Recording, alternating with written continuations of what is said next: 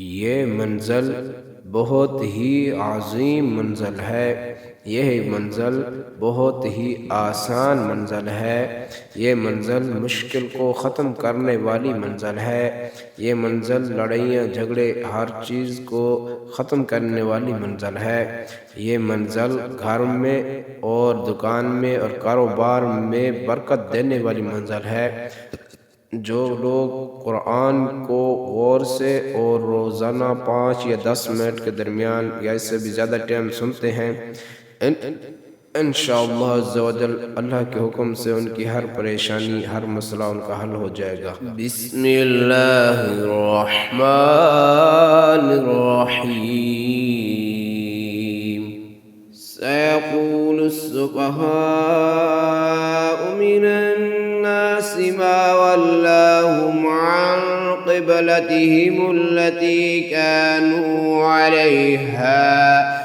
क़ुल लिल्लाहिल मशरिक़ु वल मग़रिबु यहदी मन यशाअु इला सिरातिन मुस्तक़ीम।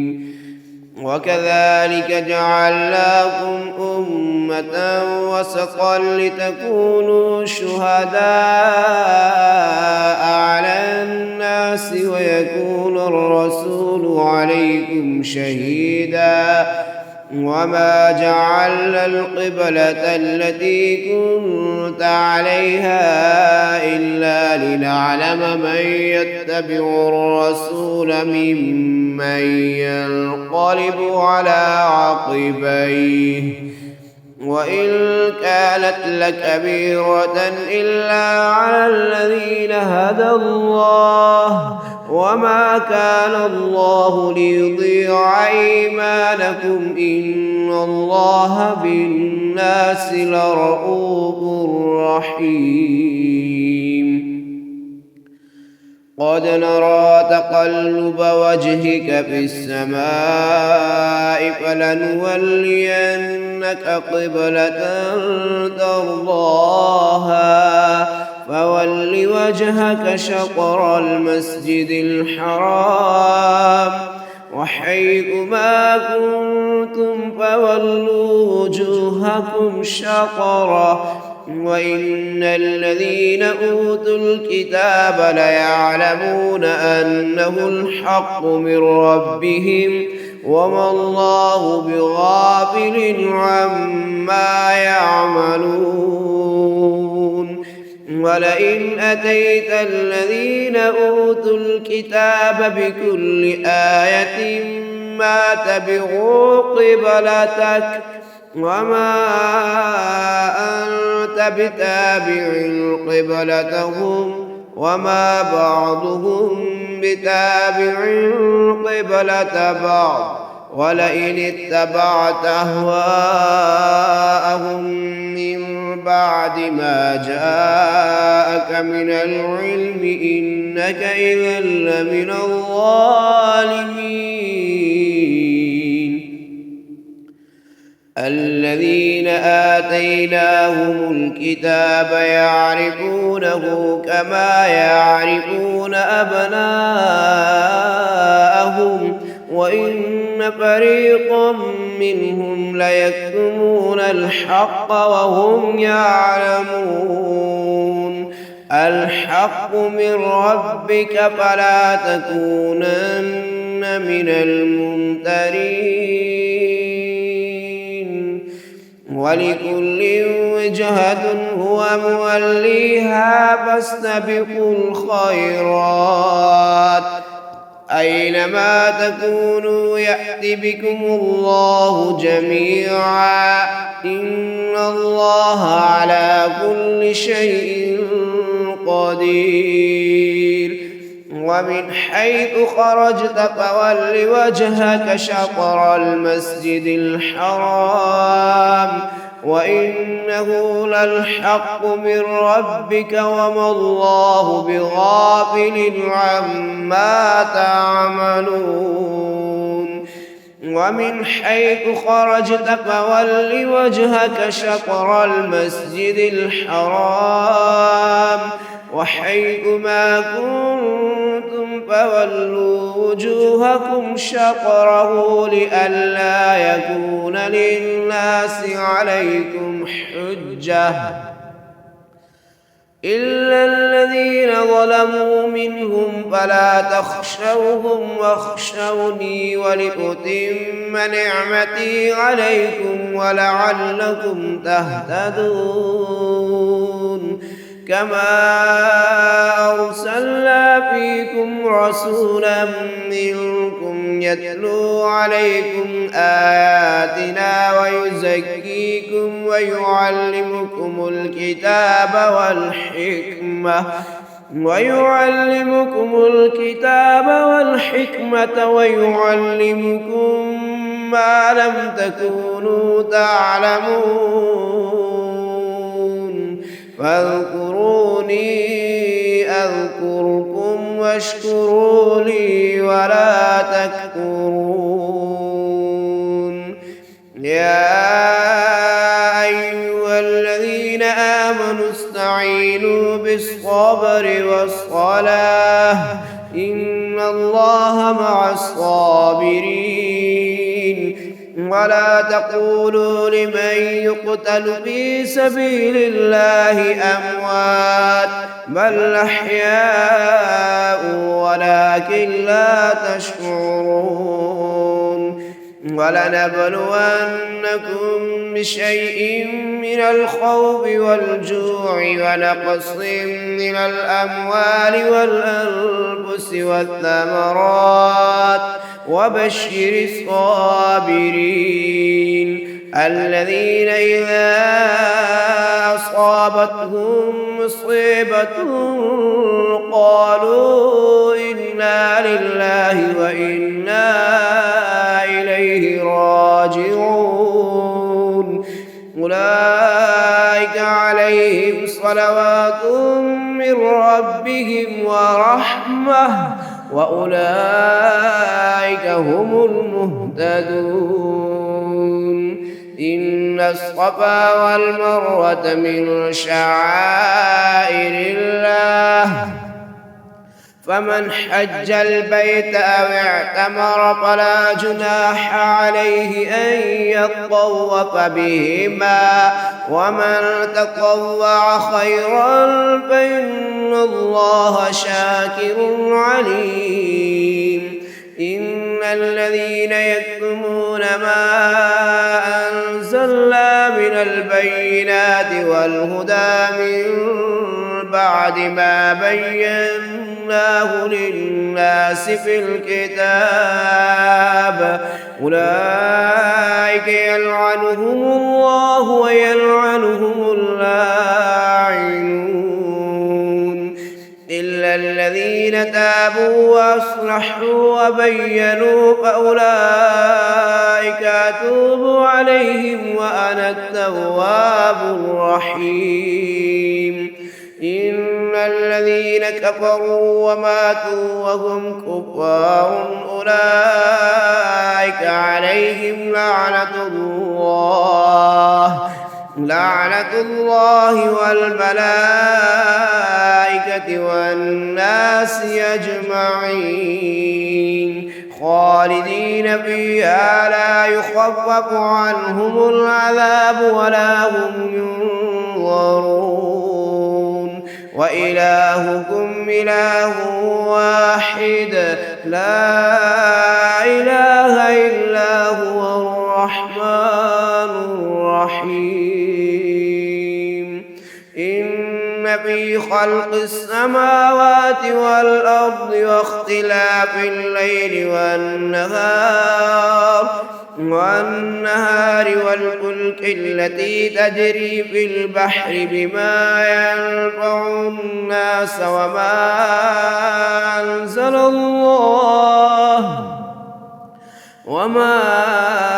أنزل الله من السماء من ماء فأحيا به الأرض بعد موتها وبث فيها من كل دابة وتصريف الرياح والسحاب المسخر بين السماء والأرض لآيات لقوم يعقلون ومن الناس من يتخذ من دون الله أندادا يحبونهم كحب الله والذين آمنوا أشد حبا لله ولو يرى الذين ظلموا إذ يرون العذاب أن القوة لله جميعا وأن الله شديد العذاب إذ تبرأ الذين اتبعوا من الذين اتبعوا ورأوا العذاب وتقطعت بهم الأسباب وقال الذين اتبعوا لو أن لنا كرة فنتبرأ منهم كما تبرأوا منا كذلك يريهم الله أعمالهم حسرات عليهم وما هم بخارجين من النار يا أيها الناس كلوا مما في الأرض حلالا طيبا ولا تتبعوا خطوات الشيطان إنه لكم عدو مبين إنما يأمركم بالسوء والفحشاء وأن تقولوا على الله ما لا تعلمون وإذا قيل لهم اتبعوا ما أنزل الله قالوا بل نتبع ما ألفينا عليه آباءنا أولو كان آباؤهم لا يعقلون شيئا ولا يهتدون ومثل الذين كفروا كمثل الذي ينعق بما لا يسمع إلا دعاء ونداء صم بكم عمي فهم لا يعقلون يا أيها الذين آمنوا كلوا من طيبات ما رزقناكم واشكروا لله إن كنتم إياه تعبدون إنما حرم عليكم الميتة والدم ولحم الخنزير وما أهل به لغير الله ومن اضطر غير باغ ولا عاد فلا إثم عليه إن الله غفور رحيم إن الذين يكتمون ما أنزل الله من الكتاب ويشترون به ثمنا قليلا أولئك ما يأكلون في بطونهم إلا النار ولا يكلمهم الله يوم القيامة ولا يزكيهم ولهم عذاب أليم أولئك الذين اشتروا الضلالة بالهدى والعذاب بالمغفرة فما أصبرهم على النار ذلك بأن الله نزل الكتاب بالحق وإن الذين اختلفوا في الكتاب لفي شقاق بعيد ليس البر أن تولوا وجوهكم قبل المشرق والمغرب ولكن البر من آمن بالله واليوم الآخر والملائكة والكتاب والنبيين وآتى المال على حبه ذوي القربى واليتامى والمساكين وابن السبيل والسائلين وفي الرقاب وأقام الصلاة وآتى الزكاة والموفون بعهدهم إذا عاهدوا والصابرين في البأساء والضراء وحين البأس أولئك الذين صدقوا وأولئك هم المتقون. يا أيها الذين آمنوا كتب عليكم القصاص في القتلى الحر بالحر والعبد بالعبد والأنثى بالأنثى فمن عفي له من أخيه شيء فاتباع بالمعروف وأداء إليه بإحسان ذلك تخفيف من ربكم ورحمة فمن اعتدى بعد ذلك فله عذاب أليم. ولكم في القصاص حياة يا أولي الألباب لعلكم تتقون. كتب عليكم إذا حضر أحدكم الموت إن ترك خيرا الوصية للوالدين والأقربين بالمعروف حقا على المتقين. فمن بدله بعدما سمعه فإنما إثمه على الذين يبدلونه إن الله سميع عليم. فمن خاف من موص جنفا أو إثما فأصلح بينهم فلا إثم عليه إن الله غفور رحيم. يا أيها الذين آمنوا كتب عليكم الصيام كما كتب على الذين من قبلكم لعلكم تتقون. أياما معدودات فمن كان منكم مريضا أو على سفر فعدة من أيام أخر وعلى الذين يطيقونه فدية طعام مسكين فمن تطوع خيرا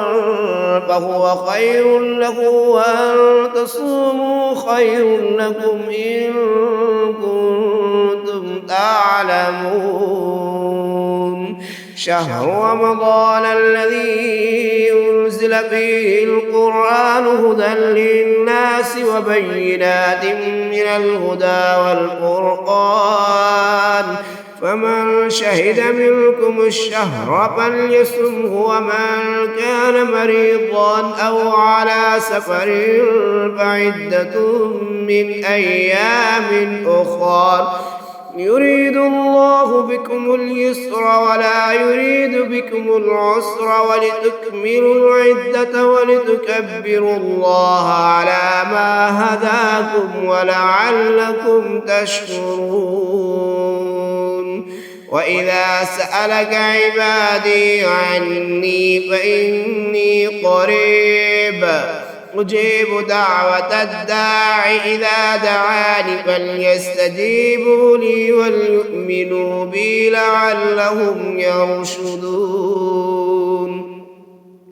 أحل لكم ليلة الصيام الرفث إلى نسائكم هن لباس لكم وأنتم لباس لهم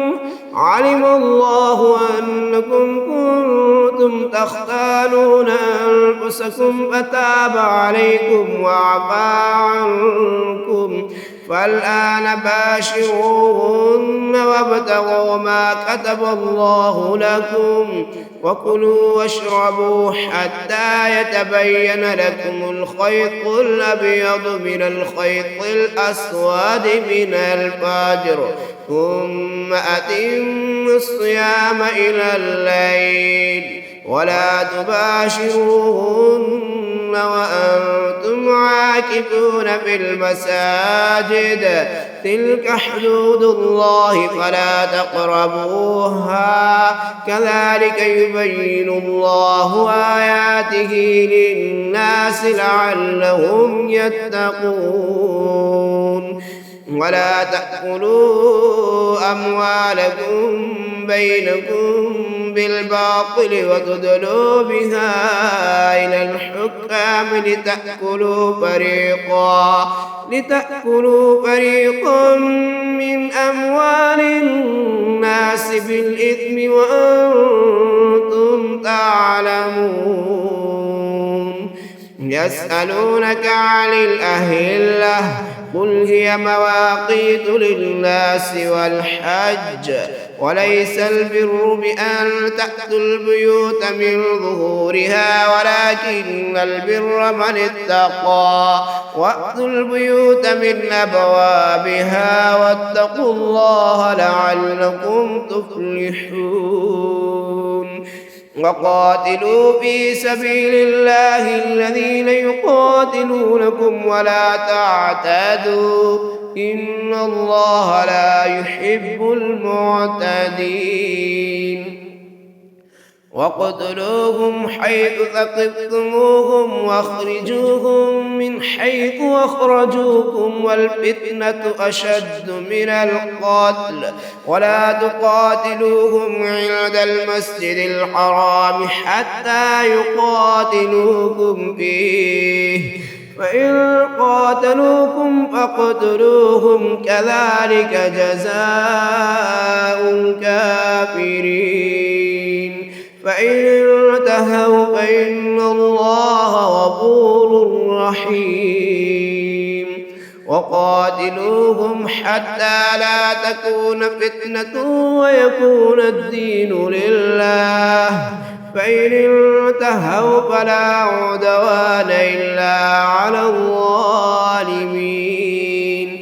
الشهر الحرام بالشهر الحرام والحرمات قصاص فمن اعتدى عليكم فاعتدوا عليه بمثل ما اعتدى عليكم واتقوا الله واعلموا أن الله مع المتقين وأنفقوا في سبيل الله ولا تلقوا بأيديكم إلى التهلكة وأحسنوا إن الله يحب المحسنين وأتموا الحج والعمرة لله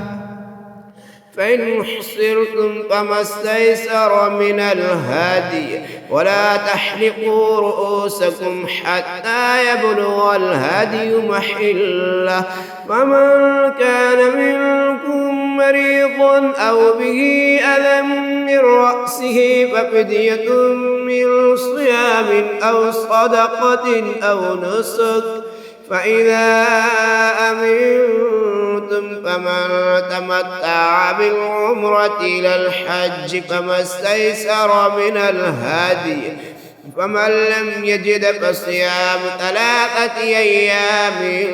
في الحج و7 إذا رجعتم تلك 10 كاملة ذلك لمن لم يكن أهله حاضر المسجد الحرام واتقوا الله واعلموا أن الله شديد العقاب الحج أشهر معلومات فمن فرض فيهن الحج فلا رفث ولا فسوق ولا جدال في الحج وما تفعلوا من خير يعلمه الله وتزودوا فإن خير الزاد التقوى واتقون يا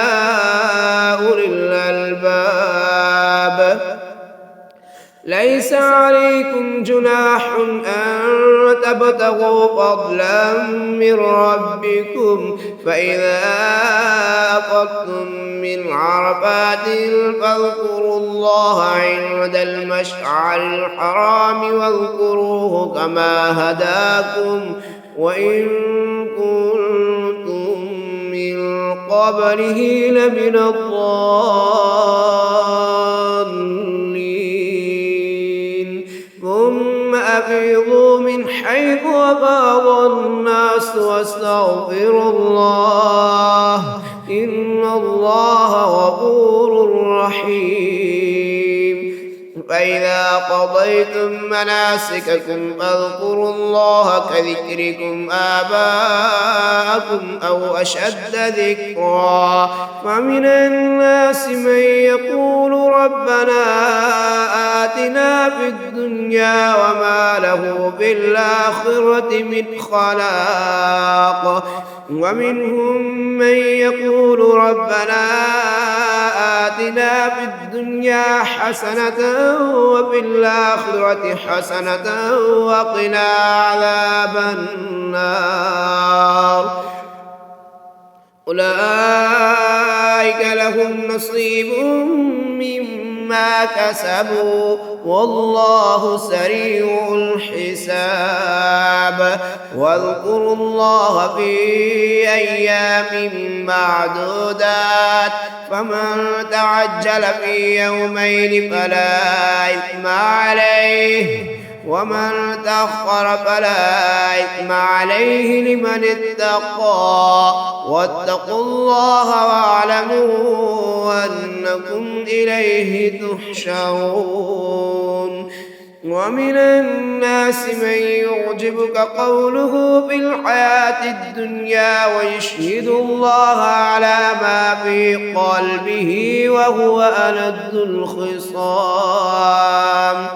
وإذا تولى سعى في الأرض ليفسد فيها ويهلك الحرث والنسل والله لا يحب الفساد وإذا قيل له اتق الله أخذته العزة بالإثم فحسبه جهنم ولبئس المهاد ومن الناس من يشري نفسه ابتغاء مرضات الله والله رؤوف بالعباد يا أيها الذين آمنوا ادخلوا في السلم كافة ولا تتبعوا خطوات الشيطان إنه لكم عدو مبين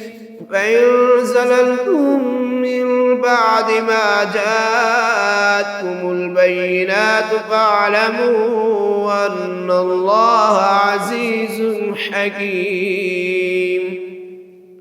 هل ينظرون إلا أن يأتيهم الله في ظلل من الغمام والملائكة وقضي الأمر وإلى الله ترجع الأمور سل بني إسرائيل كم آتيناهم من آية بينة ومن يبدل نعمة الله من بعد ما جاءته فإن الله شديد العقاب زين للذين كفروا الحياة الدنيا ويسخرون من الذين آمنوا والذين اتقوا فوقهم يوم القيامة والله يرزق من يشاء بغير حساب. كان الناس أمة واحدة فبعث الله النبيين مبشرين ومنذرين وأنزل معهم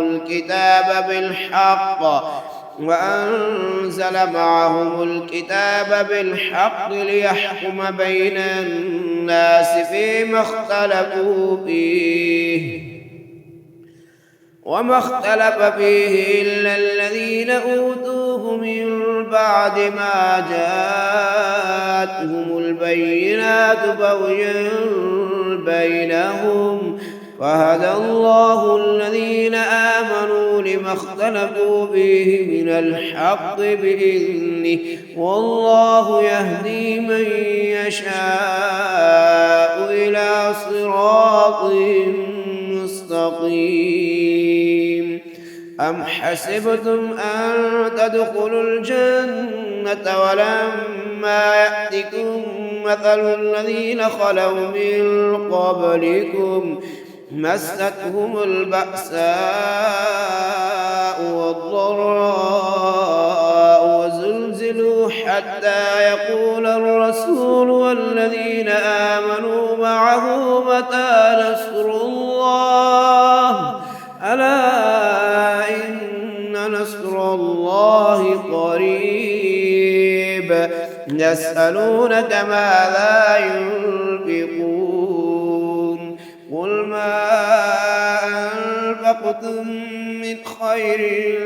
فللوالدين والأقربين واليتامى والمساكين وابن السبيل وما تفعلوا من خير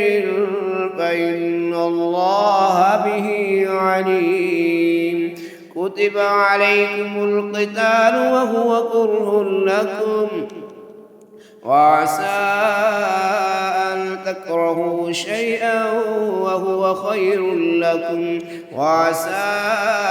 أن تحبوا شيئا وهو شر لكم والله يعلم وأنتم لا تعلمون. يسألونك عن الشهر الحرام قتال فيه قل قتال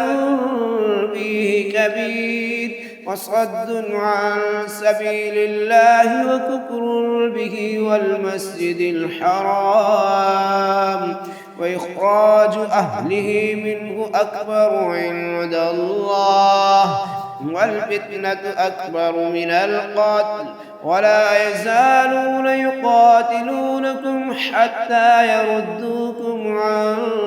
دينكم إن استطاعوا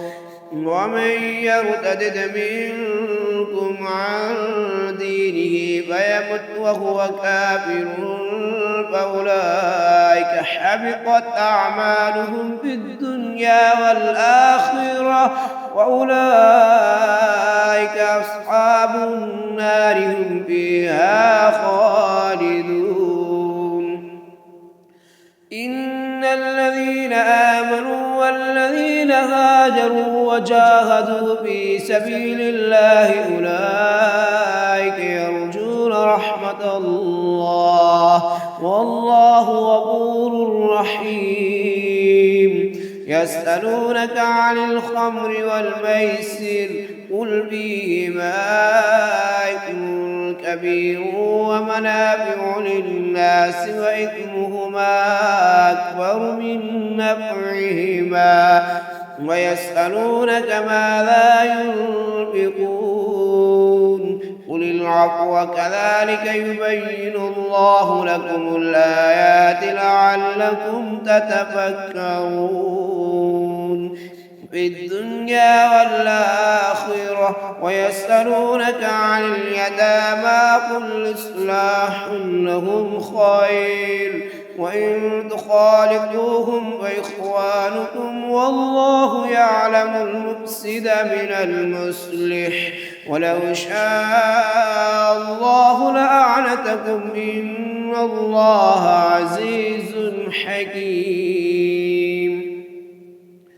ولا تنكحوا المشركات حتى يؤمنوا ولأمة مؤمنة خير من مشركة ولو أعجبتكم ولا تنكحوا المشركين حتى يؤمنوا ولعبد مؤمن خير من مشرك ولو أعجبكم أولئك يدعون إلى النار والله يدعو إلى الجنة والمغفرة بإذنه ويبين آياته للناس لعلهم يتذكرون ويسألونك عن المحيض قل هو أذى فاعتزلوا النساء في المحيض ولا تقربوهن حتى يطهرن فإذا تطهرن فأتوهن من حيث أمركم الله إن الله يحب التوابين ويحب المتطهرين نساؤكم حرث لكم فأتوا حرثكم أنى شئتم وقدموا لأنفسكم واتقوا الله واعلموا أنكم ملاقوه وبشر المؤمنين ولا تجعلوا الله عرضة لأيمانكم أن تبروا وتتقوا وتصلحوا بين الناس والله سميع عليم لا يؤاخذكم الله باللغو في أيمانكم ولكن يؤاخذكم بما كسبت قلوبكم والله غفور حليم للذين يؤلون من نسائهم تربص 4 أشهر فإن فاءوا فإن الله غفور رحيم وإن عزموا الطلاق فإن الله سميع عليم والمطلقات يتربصن بأنفسهن 3 قروء ولا يحل لهن أن يكتمن ما خلق الله في أرحامهن إن كن يؤمن بالله واليوم الآخر وبعولتهن أحق بردهن في ذلك إن أرادوا إصلاحا ولهن مثل الذي عليهن بالمعروف وللرجال عليهن درجة والله عزيز حكيم الطلاق 2 مرتان فإمساك بمعروف أو تسريح بإحسان ولا يحل لكم أن تأخذوا مما آتيتموهن شيئا إلا أن يخافا ألا يقيما حدود الله فإن خفتم ألا يقيما حدود الله فلا جناح عليهما فيما افتدت به تلك حدود الله فلا تعتدوها ومن يتعد حدود الله فأولئك هم الظالمون فإن طلقها فلا تحل له من بعد حتى تنكح زوجا غيره فإن طلقها فلا جناح عليهما أن يتراجعا إن ظنا أن يقيما حدود الله وتلك حدود الله يبينها لقوم يعلمون. وإذا طلقتم النساء فبلغن أجلهن فأمسكوهن بمعروف أو سرحوهن بمعروف ولا تمسكوهن ضرارا لتعتدوا، ومن يفعل ذلك فقد ظلم نفسه. ولا تتخذوا آيات الله هزوا واذكروا نعمة الله عليكم وما أنزل عليكم من الكتاب والحكمة يعظكم به، واتقوا الله واعلموا أن الله بكل شيء عليم. وإذا طلقتم النساء فبلغن أجلهن فلا تعضلوهن أن ينكحن أزواجهن إذا تراضوا بينهم بالمعروف، ذلك يوعظ به من كان منكم يؤمن بالله واليوم الآخر، ذلكم أزكى لكم وأطهر، والله يعلم وأنتم لا تعلمون. والوالدات يرضعن أولادهن حولين كاملين لمن أراد أن يتم الرضاعة، وعلى المولود له رزقهن وكسوتهن بالمعروف، لا تكلف نفس إلا وسعها، ولا تضار والدة بولدها ولا مولود له بولده، وعلى الوارث مثل ذلك، فإن أرادا فصالا عن تراض منهما وتشاور فلا جناح عليهما. وإن أردتم أن تسترضعوا أولادكم فلا جناح عليكم إذا سلمتم ما آتيتم بالمعروف،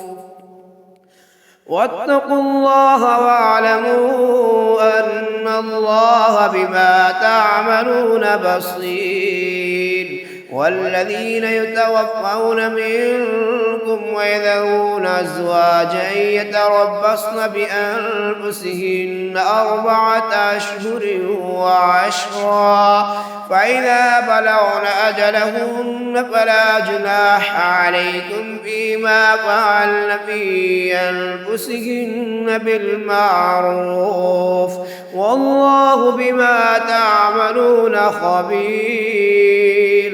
ولا جناح عليكم فيما عرضتم به من خطبة النساء أو أكننتم في أنفسكم،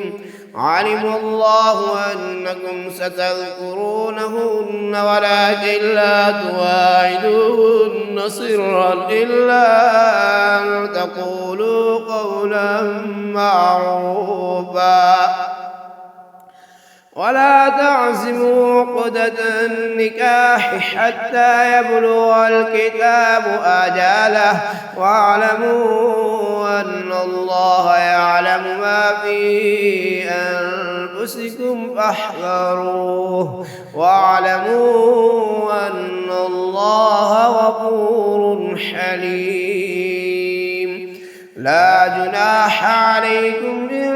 طلقتم النساء ما لم تمسوهن أو تفرضوا لهن فريضة، ومتعوهن على الموسع قدره وعلى المقتر قدره متاعا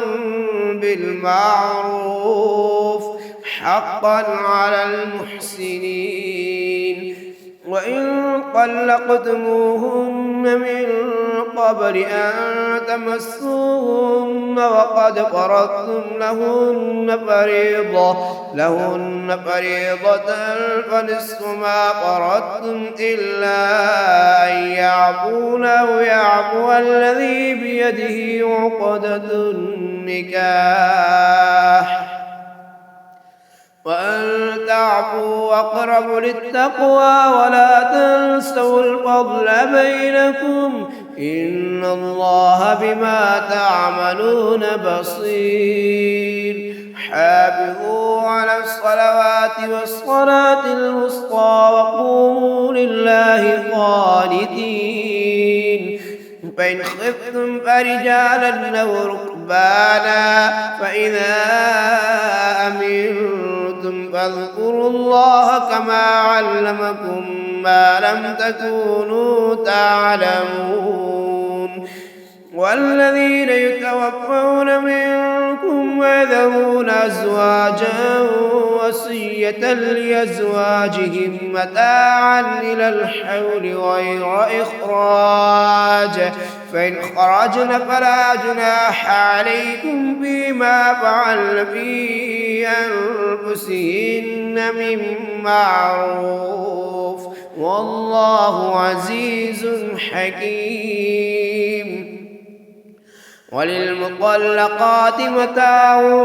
بالمعروف حقا على المتقين كذلك يبين الله لكم آياته لعلكم تعقلون ألم تر إلى الذين خرجوا من ديارهم وهم ألوف حذر الموت فقال لهم الله موتوا ثم أحياهم إن الله له فضل على الناس ولكن أكثر الناس لا يشكرون وقاتلوا في سبيل الله واعلموا أن الله سميع عليم من ذا الذي يقرض الله قرضا حسنا فيضاعفه له أضعافا كثيرا والله يقبض ويبسط وإليه ترجعون ألم تر إلى الملأ من بني إسرائيل من بعد موسى إذ قالوا لنبي له مبعث لنا ملكا نقاتل في سبيل الله قال هل عسيتم إن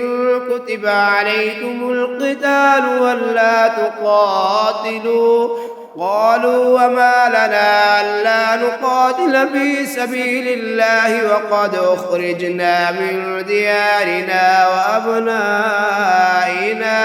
فلما كتب عليهم القتال تولوا إلا قليلا منهم والله عليم بالظالمين وقال لهم نبيهم إن الله قد بعث لكم طالوت ملكا قالوا أنى يكون له الملك علينا ونحن أحق بالملك منه ولم يؤت سعة من المال قال إن الله اصطفاه عليكم وزاده بسطة في العلم والجسم والله يؤتي ملكه من يشاء والله واسع عليم وقال لهم نبيهم إن آية ملكه أن يأتيكم التابوت فيه سكينة من ربكم وبقية مما ترك آل موسى وآل هارون تحمله الملائكة إن في ذلك لآية لكم إن كنتم مؤمنين فلما فصل طالوت بالجنود قال إن إن الله مبتليكم بنهار فمن شرب منه فليس مني ومن لم يطعمه فإنه مني إلا من اغترف غرفة بيده فشربوا منه إلا قليلا منهم فلما جاوزه هو والذين آمنوا معه قالوا لا طاقة لنا اليوم بجالوت وجنوده قال الذين يظنون أنهم ملاقو الله كم من فئة قليلة غلبت فئة كثيرة بإذن الله والله مع الصابرين ولما برزوا لجالوت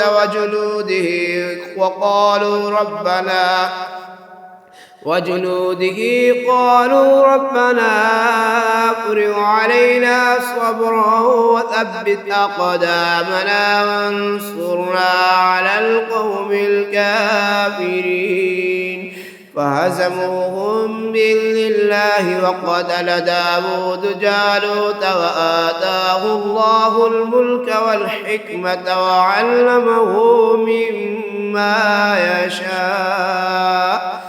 ولولا دفع الله الناس بعضهم ببعض لفسدت الأرض ولكن الله ذو فضل على العالمين تلك آيات الله نتلوها عليك بالحق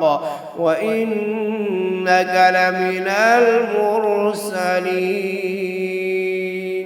بسم الله الرحمن الرحيم إذا وقعت الواقعة ليس لوقعتها كاذبة خافضة رافعة إذا رجت الأرض رجا وبست الجبال بسا فكانت هباء منبثا وكنتم أزواجا ثلاثة فأصحاب الميمنة ما أصحاب الميمنة وأصحاب المشأمة ما أصحاب المشأمة والسابقون السابقون أولئك المقربون في جنات النعيم ثلة من الأولين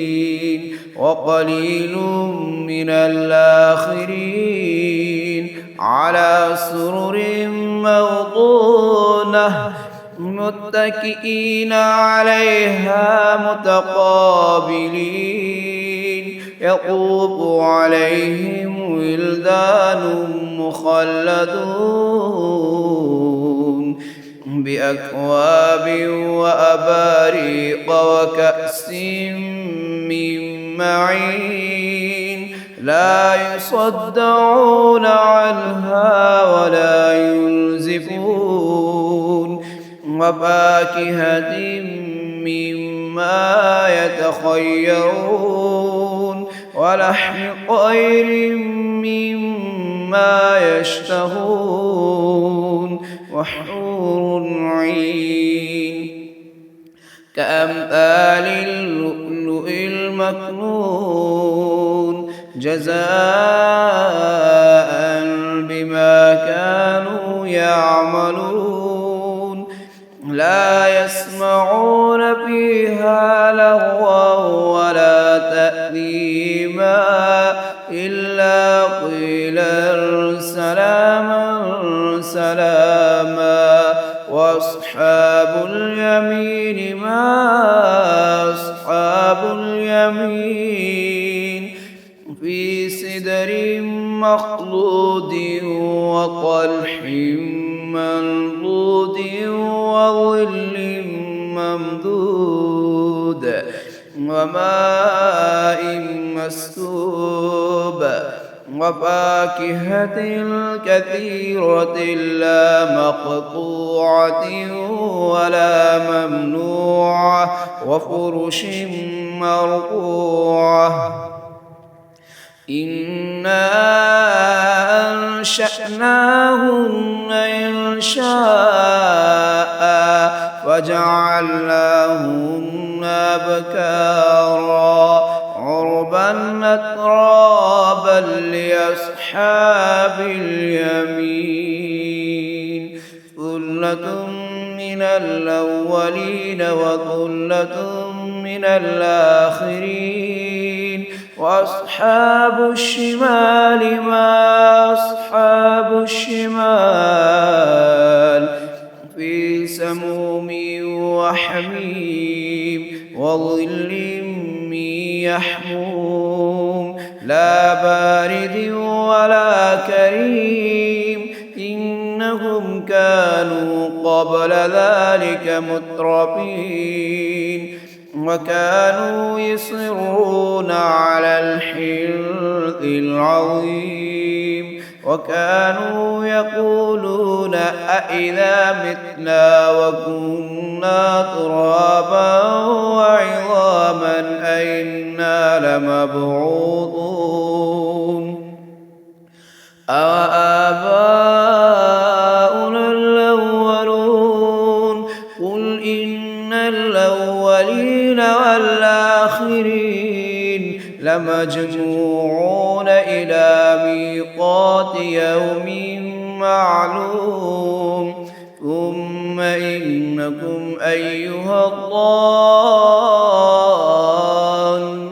المكذبون لآكلون من شجر من زقوم فمالئون منها البطون فشاربون عليه من الحميم فشاربون شرب الهيم هذا نزلهم يوم الدين نحن خلقناكم فلولا تصدقون أفرأيتم ما تمنون أأنتم تخلقونه أم نحن الخالقون نحن قدرنا بينكم الموت وما نحن بمسبوقين على أن نبدل أمثالكم وننشئكم فيما لا تعلمون ولقد علمتم النشأة الأولى فلولا تذكرون أفرأيتم ما تحرثون أأنتم تزرعونه أم نحن الزارعون لو نشاء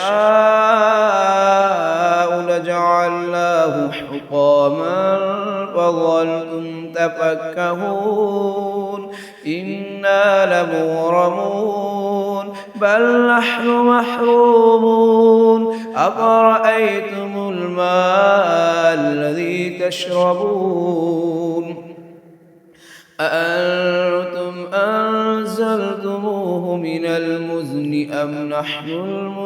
المنزلون لو نشاء جعلناه أجاجا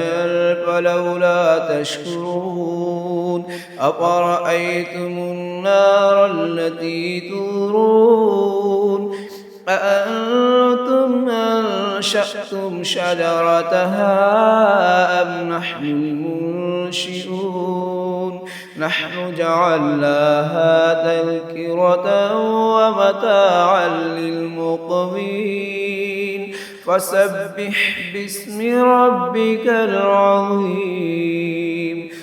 فلا أقسم بمواقع النجوم وإنه لقسم لو تعلمون عظيم إنه لقرآن كريم في كتاب